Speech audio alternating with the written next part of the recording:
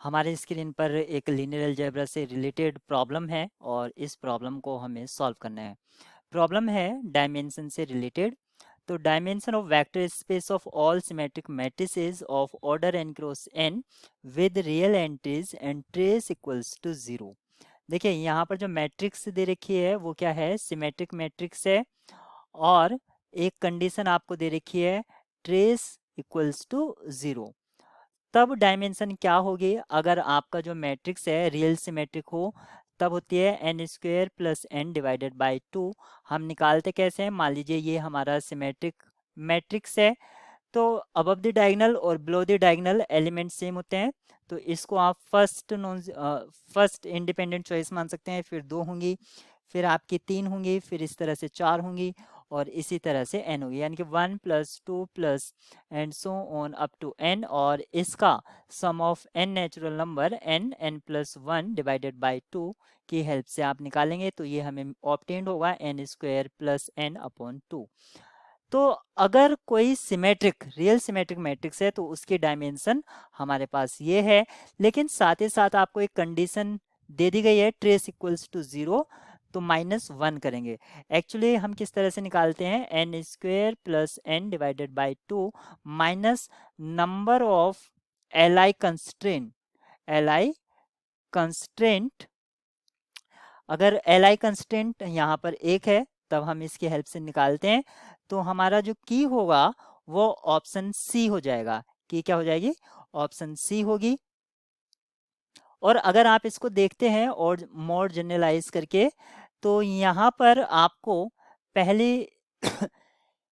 आपको entry non zero, फिर 2 non zero, 3 independent, फिर लास्ट में 4। लेकिन लास्ट में जो आपको मिलेगी ये जो होगी डिपेंड करेगी प्रीवियस डायगोनल एलिमेंट्स पर, प्रीवियस डायगोनल एलिमेंट पर। तो ये आपका n-1 तक रहेगा, यानी कि जो आपका सम चल रहा है वो कहाँ तक रहेगा, 1 से लेकर 1 से लेकर n-1 तक रहेगा। और हम इसको लिख सकते हैं n-1 into n divided by 2। Further अगर मैं इसको सिंप्लीफाई करता हूँ तब मुझे क्या मिलेगा, N square minus N divided by 2। और जो हमें ऊपर ऑब्टेंड हुआ था उससे क्या मिलता है, N square plus N minus 2 upon 2। अब आप देखेंगे ट्रेस इक्वल्स टू 0।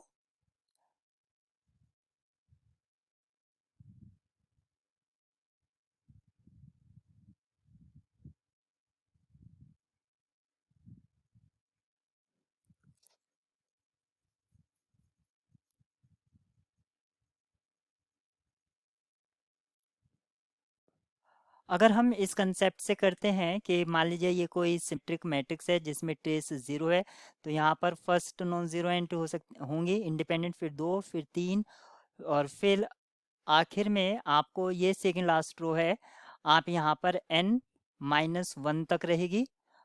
और जब आपके यहाँ पर रहेगा तो ये वाली एंट्री जो है आपके डिपेंडेंट हो जाएगी, तो इसके नीचे आपके कहाँ तक रहेगी, n-1। तो फाइनली आप कैसे करेंगे, इसका जो n-1 into N divided by 2 और उसमें प्लस करेंगे n-1। यहाँ से आपको सिंप्लीफाई करने पर क्या मिलेगा, N square minus N plus 2n-2 divided by 2। Further simplify करेंगे तो N square plus N -2 upon 2। तो आप देख रहे हैं कि हमें ये वाला एंट्री और जो सर्कल पार्ट है सेम मिल रहा है, इसलिए इस प्रॉब्लम का जो की होगा वो ऑप्शन सी होगा। थोड़ा सा मैंने यहाँ पर आपको मिसगाइड कर दिया था, यहाँ पर ये वाला पार्ट आपका मिसगाइड हो गया था,